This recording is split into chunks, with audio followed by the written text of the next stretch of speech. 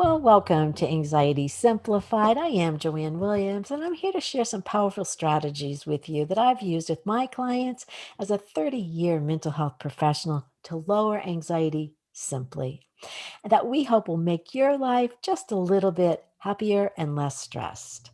And I have a very special guest with me today, Lauren Dreher. Lauren is a mindset enthusiast and the author Go with your gut, then keep going. And I read this and I really want to talk about this because there's a lot of good stuff in this. But she wrote this book because she was growing up angry because of visible facial scars that left her with a lifetime of negative self talk with little self confidence into early adulthood. But she took action to change her life through creating new habits and of mindset, which listeners, you'll hear that one over and over again from me because I think that's really where it's at. But she's a professional speaker and she shares the tools she used to turn around her self image into her passion for helping others to shift perspective from outward image to appreciating her internal core beauty as the real truth. So, welcome, Lauren. So, tell us more about your story of shifting your mindset and where this all started for you. Absolutely. So, as you said, I grew up with facial scars. I was born with a birthmark and had those large facial scars starting around age 6. And at that point, I wasn't wearing any makeup or anything. I was 6. So, I went, everywhere I went, I was looking at myself, not thinking I was ugly, but thinking, I look different. I don't have that symmetry that everybody else seems to have, or that's what I was looking at anyway. So fast forward to all the times that I told myself I looked different. I told myself for whatever reason that I wasn't good enough to do what I was doing or I wasn't going to succeed. That caught up with me about mid 20s when I was in the workforce and not really happy with what I was doing. And I sat there and said, is this really is this what I'm going to do for the rest of my life? Yeah. And I was not happy with that. And I made a list of about, I think, 6 or 7 things that I said, no matter how crazy this is, what would I love to do? And I crossed most of them off. The last 2 of them were a personal chef and a speaker. So I had a conversation with my mother, who is a optimist, but also my realist. And she said, here's what I think. Here are the roadblocks. And I came out thinking and saying, I'm going to be a professional speaker. I'm going to do this. And she said, I think you have an absolutely fantastic message to be able to, inspire people and make a change with them. And so it started out with that self-image of, I want to help people not look at what they see on the outside, but I want to help people learn to develop that confidence and absolutely love who they are inside, because then it projects on the outside and you become more comfortable with who you are on the outside. So I ended up taking a rather deep personal development dive and I started journaling, which got out all of my frustrations that really didn't lead anywhere, really didn't add up to anything. I started doing all of these things, listening to those positive, well, anything, books, podcasts, whatever I could do. And that led to, I rewrote this book 3 times because it just wasn't where I wanted it to go. And finally, I said, okay, this is what I want to walk people through. I want to show them everything I did to bring myself out of this place, this nasty funk I was in.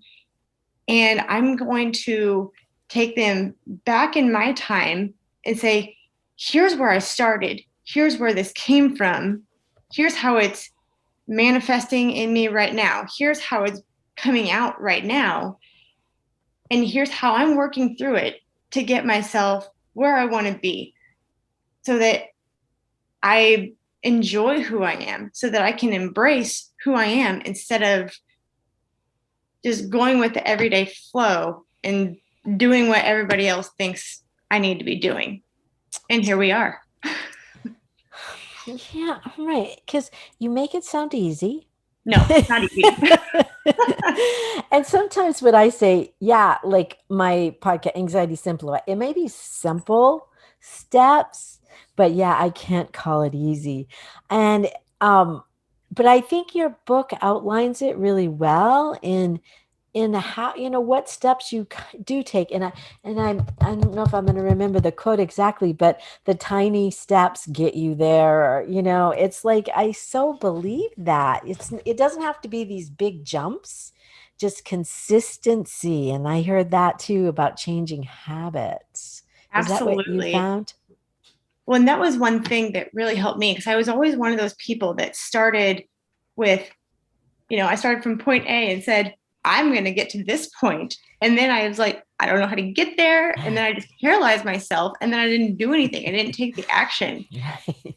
Once I started doing those tiny things and taking those small steps to get there, like you said, it's not easy, but it's manageable. Mm-hmm. I think about that sometimes with mindset as well. We think about these grandiosity things about we're going to achieve or want. And maybe you see somebody, even like you, that they got there. But it's like, well, then shouldn't it just be a snap of the finger, and get there like magic? And people miss the part that, this is a journey, really, this whole entire life, and that these steps in it come with daily habits of doing the same thing to get us there, instead of just snapping a finger or making believe, like on social media, that it all looks good. It's hard. It can be hard work. you know, Everybody always, I think, feels that we talk about those exciting things. Nobody talks about the muck that we drag ourselves through to get here because like those bright days are fantastic, but those dark days are rough. But that's what builds it and gets you to work through and to get. I mean, for me, that's how I got where I was. I worked through the hard stuff and I just kept going. And you faced it. I found, as a therapist, I find that fear of an imaginary thing, but it feels frightening, because they've built it up in their head as something I can't. It's so big, or I'll never, and I can't, do it. And just like you're saying, facing that, it almost like brings it down to size. Oh, I can do this part step by step. I don't have to think of the whole thing. So that's kind of, I heard you say, you feel like you kind of chunked it down into pieces that were doable. That's absolutely true. And the funny part about that is doing what I've done, this is the first time I've ever actually been able to do that for myself Mm. because I've always, like I said, gotten paralyzed of I can't do this. I don't know how to do that. I want to do Mhm. this, but how the heck do I get there? Doing what I've done is the first time I've ever been able to chunk it down, probably because like I really didn't know how to do it. And I just said, Mhm. okay, who can I reach out to? Where do I start? Oh, this tiny thing, I can send that email. I can write this. I can make that tiny post. Mm. All of those things, were they scary? You bet. I was terrified. It took a very deep breath, pressing enter on whatever I did, and walking away for a long time. And now I think of you as a professional speaker. Talk about number one fear is getting out there in front of people and speaking about this or whatever your subject is. That takes a lot of courage. Or what did it take for you, to decide to be a professional speaker? I've always, it took me a long time to admit this, that I've always liked the spotlight. Ah. And I remember in high school, I went to run for student council. And when I say that, I had to get up in front of my freshman class, which was 541 people, Wow. on stage and just give a speech. And at that point, I'm what, 15? And I got up and I did, I spelled out STUCO, but I did YMCA. I did that 3 times. And I remember sitting there with all the other candidates. I was terrified to the point that I would not look at the crowd. My eyes were glued on the podium, and I was just like, let's do this. And you know, to this day, it terrifies me. It still terrifies me to get out and do it. But once I'm so excited when I'm getting my message together because I'm so passionate about it. But when I actually just get myself there, work through the fear to get there and what the heck could happen, I'm like, okay, what are they going to do? Laugh a little bit? I can laugh. And then I just go. And then I'm so in the moment talking about what I love to talk about that I lose the sight of the fear and you just go. Oh, that is wonderful. And I think that's so true. I feel like I found the same thing. And it's really one of the reasons why I started this podcast, which I've never been a speaker. I've really never been a writer, but I had a message. I just wanted to get that message out there so badly. I was willing to not do it well, Yep. in the beginning to learn. And now I get to meet great people like you that are going through these different journeys, and it's really wonderful. But it is just stepping into kind of a bigger part of yourself with a bigger message that you must kind of do. To me, it just pulled me into it instead of being pushed into it. I really felt compelled. And I think sometimes that helps a lot of times with fear because we all, just like you did your list, we all have these things we want out of this life. We want so badly, but you narrowed it down. Talk to your mom or talk to people. What makes the most sense about my personality and me? And then you just did it. And I got to respect that a lot.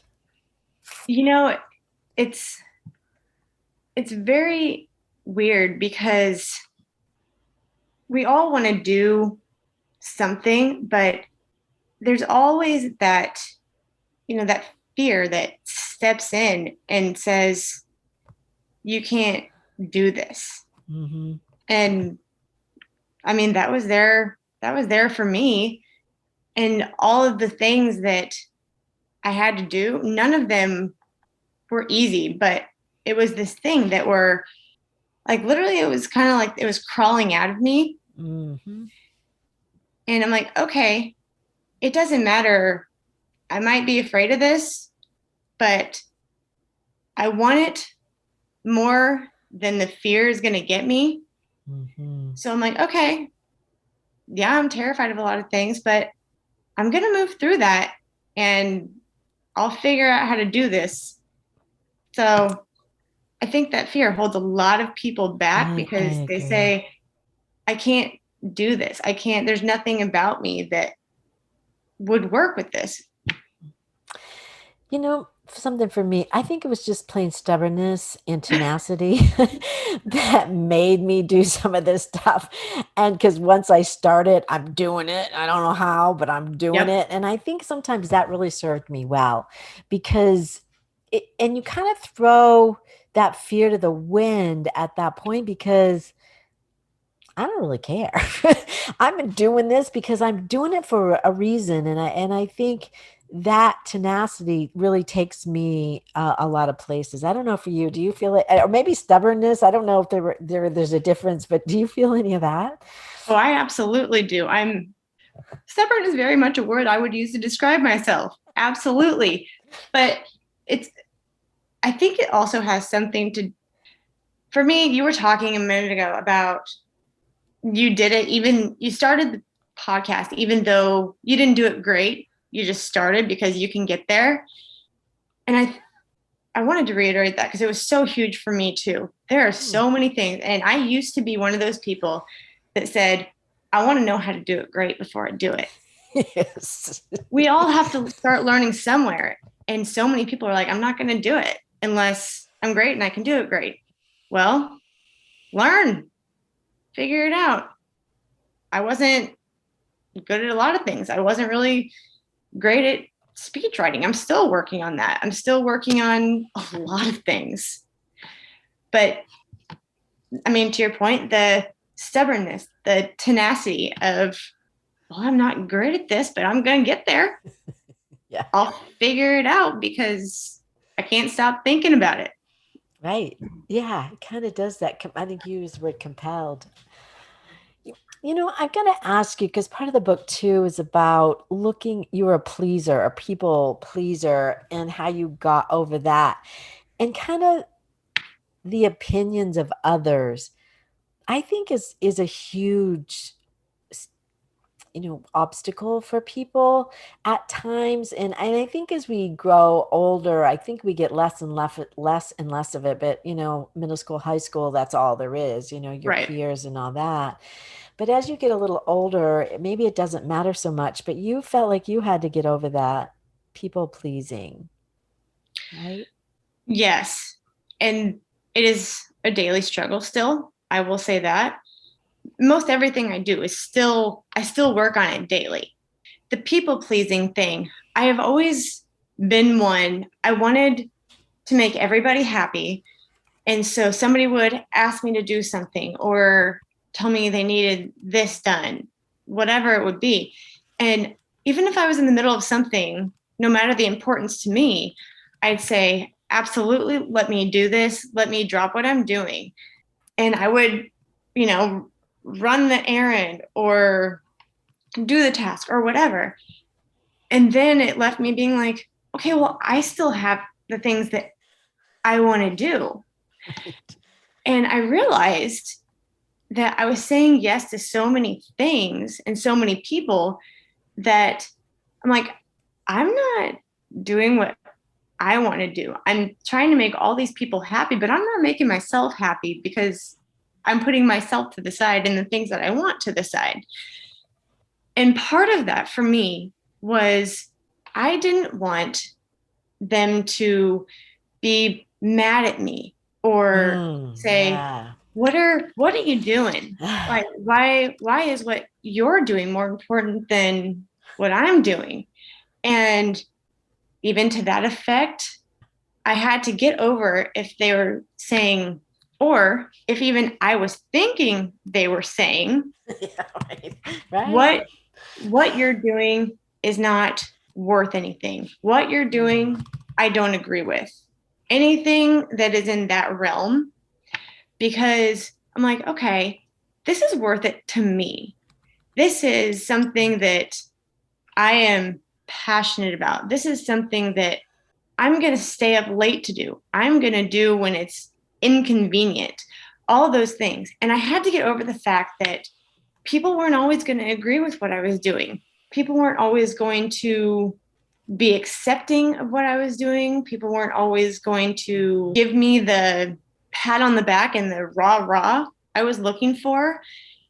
Right. And I learned that I had to get over that. And if someone said, what are you doing? Or what do you think about this person? And what, like, if somebody else asks someone I'm close to what I'm doing, and they're like, well, do they care about this? Maybe they, are overwhelmed about this because very few people I find are comfortable with the amount of vulnerability that I Right. enjoy having. And I've I've gotten a lot of pushback on that. And I have to be like, I don't care. And Really? I've What do had you to what do you mean by the vulnerability that you've gotten pushback? How, in what way? a lot of some of my family and friends are much more private. Ah. And by me talking about who I am, what I've done, the Mm. struggles that I've gone through, it's been hard for them to hear it and hard for anyone they Ah. know to hear it and say something about it, because they're saying, what's she doing? What's the goal with this? And I'm like, well, I want to make an impact. I want to show people that they can do what I've done, that they can work through the things just like I have. And it's kind of a lot of people aren't ready and willing and okay with being that open and vulnerable. And it's like, okay, well, I am. I enjoy it. Did you feel judged Probably a little bit, yeah. for doing it? And like, I'm sure they weren't trying to be critical, but Mm-mm. you felt like they were, in a sense, criticizing, or like the why are you needing to do this in some way? Yeah. Yeah. Oh, that can be And really tough. Um, and it was really rough because it came from people who's who I want to tell me that what I'm doing is great. yeah. I want that I want that acceptance, which Yes. I've had to accept that I might not get it and be okay with that. That's big.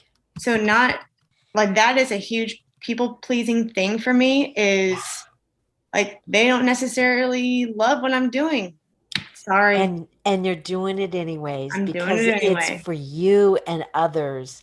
Yeah, Absolutely. and that's really a big message. And I feel like younger people who deal with social media, there's so much of that. I see anyway, the Mhm. critical, the judgment, and it I just don't know how they do it, and come out with a good sense of their self, because I'm hearing from you that yes, you understand they're not approval of some way, but I'm doing it anyways because I have a good sense of myself now.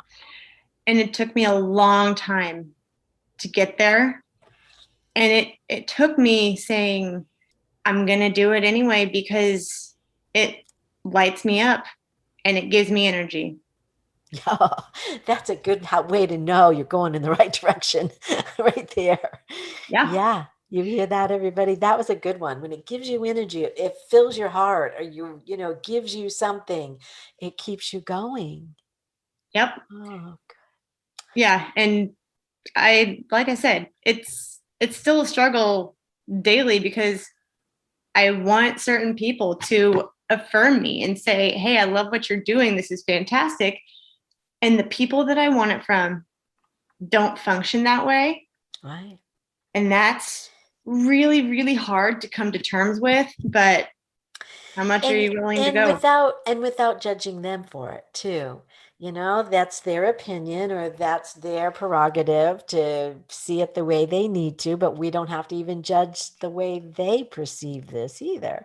It is because I honestly, I have found such freedom Mm, in a learning to, as cliche as it might sound, love myself as I am, mhm, but love others as they are as well. mhm. That's hard. That's in practice, because it's easy, like you're saying, it may be cliche because you just say it. But when you do that in your life, that is a lot of self-awareness. That's Oh yeah. growth, is what, Yep. I would see. And this really reminds me of a Bruce Lee quote. And for anybody that doesn't know Bruce Lee, you really ought to see anything he does. He's a martial art, one of the greatest all-time martial artists in the entire world. He did movies and he did all of his own stunt work. And he said, "We are what other people say we are.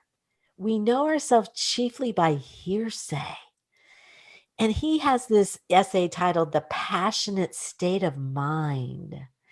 And he says the lack of our own self awareness, he argues, makes us look to others to tell us who we are. Oh, that stings to me. But he says learning not to do this is one of the life's hardest and most important lessons. And he considers this perilous, yes, profoundly human impulse for conformity. What do you say to that? Because that's kind of what I just heard with the, the way that others have seen you. And it's almost like you need to conform. Wait a minute, you're going out some kind of boundary here that makes me feel vulnerable because of the things you're doing. And any You know, thoughts? what I would say to that is I think, and maybe if it's not even personal relationships that make you feel like that, in general, I think the world makes you feel like that because it's this thing of we go to school for X amount of years, we get a degree, and then you go use said degree. When in reality, how many people do big old career shifts and say, yeah, I don't want to do that anymore? But we're terrified to say, I'm going to go do something else because even if I don't have that background. And I would say that is probably why I felt that huge sense of conflict. I don't even know how long because it was quite a while of like, okay, I can learn to do all these things, but like I don't want to do all of these things. I want to be able to do other things and being able to take that and run instead of saying, okay, well, I'm just going to go here because that's what I'm supposed to do. Hmm. It's what do I want to Mm. do? What makes me happy? And it doesn't even necessarily mean having this big old profound, this is what I want to do with my life.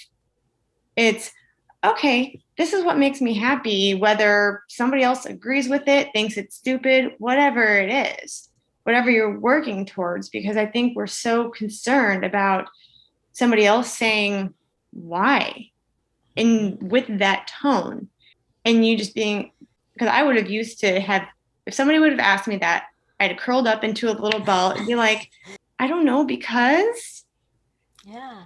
and now I'm like okay you want to know why here's why because you can judge me all you want you can tell me you think it's stupid but I'm helping someone Yeah. Yeah. so And just like you said, it's maybe one of the hardest lessons to go against conformity. yep. And and finding your own path. I often say, as any trailblazer, goes and does anything, whether it's women's issues, black issues, or whatever issues, and it is tough. It is tougher but you're blazing a path for people behind you. So, I hope today we're blazing some paths for young women or people behind us that might have been, and you really didn't describe this, and I often forget, for podcasts we don't see. There will be a video of this at anxietysimplified.net, but you were born with a birthmark. Mm-hmm. Yeah. So my birthmark was a little bit darker brown and it covered my entire left cheek. And I believe I've been told it was about 6 or 7 surgeries until from then until I think I said 6, to finally get it off. And some of those procedures successful, some of them not. And then the last one that I had was my freshman year of high school to raise my eye up a little bit so it looked more uniform and it wouldn't be so dried out. So that was exciting. And then it took a lot of the redness and roughness away from my scar lines. Ah, yeah. And That's a rough year to have anything done, even braces, more or less something on your face. and I think that was part of it because I finally got to that point where I'm walking through the halls as a 15-year-old girl looking at all these you know cute girls and all of that.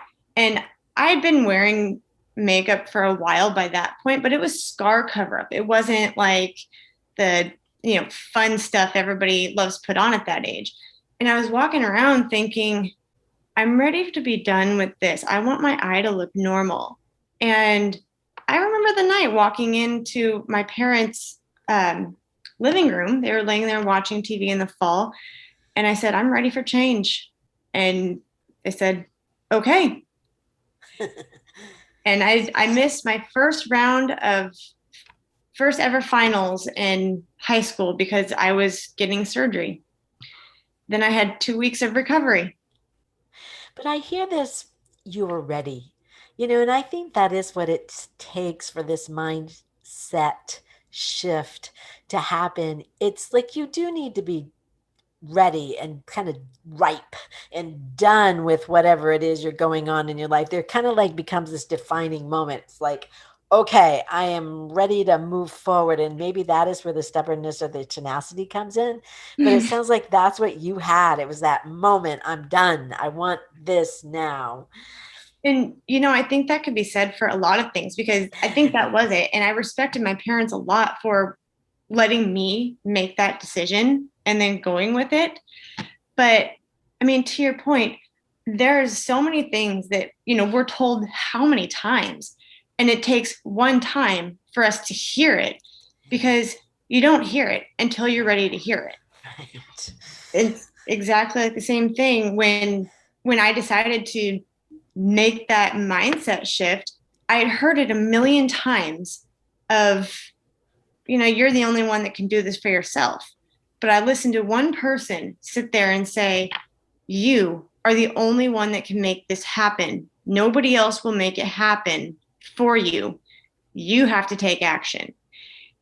And as many times as I've heard that, that is the one that clicked with me because I wasn't ready to hear it before then. Yeah. And that's huge. And you're right. I think that happens.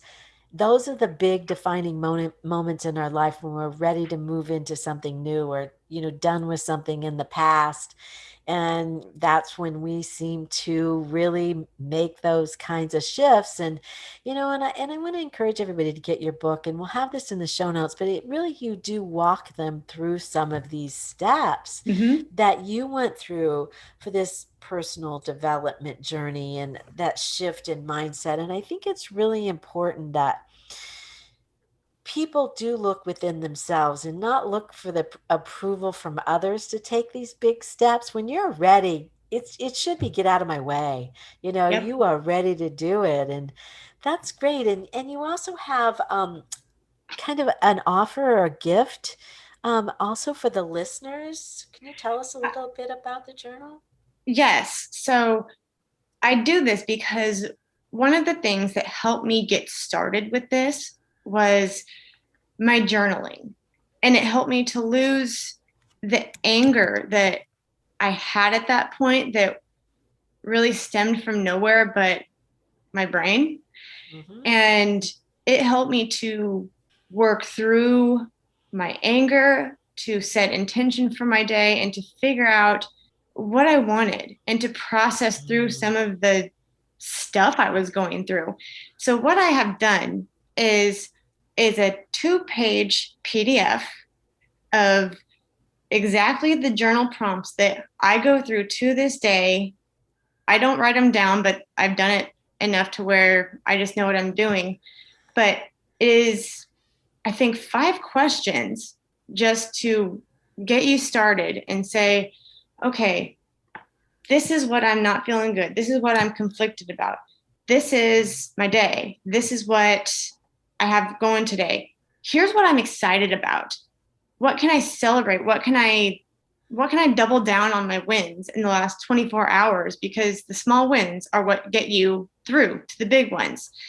And then finally it ends up in gratitude of saying we all have things to be grateful for, whether we believe it on a daily basis or not. But on some of those rough days, even the best ones, what are you grateful for? Be the roof over your head, the new opportunities, the fact that you're waking up a healthy person. So I want to help everybody get started with that. So I want everybody to be able to have that. Oh, that's so nice. And how do they find that? So that is on my website. And if they want to get with me, I will be absolutely happy to send it to them.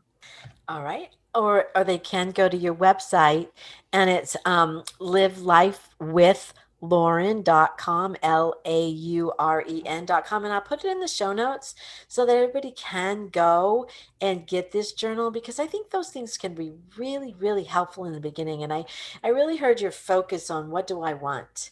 And without really focusing there, it's like we just kind of are a ship without a sail. And it would be a lot easier to get there if you have a direction. So it sounds like that can give, somebody a really clear direction. Absolutely. That's really good. And also, we'll put the link how to go to Amazon to get your book, Go With Your Gut, and then keep going, because I think that could be really helpful as well for people to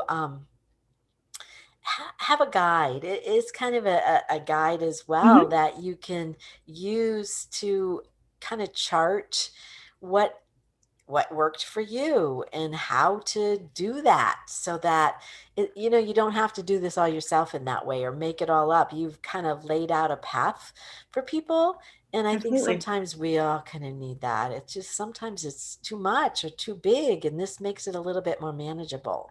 Absolutely. Yeah. And is there anything else you'd like to share with us before we close today, Lauren? Absolutely. So, the biggest thing that I want to leave people with is the title of the book. We all have that gut feeling of, I want to do this or that, but you make the excuse for whatever reason. So I would say Mhm. go with your gut and figure it out, do what you want to do, and don't stop. Keep going because you'll eventually get to where you want to go.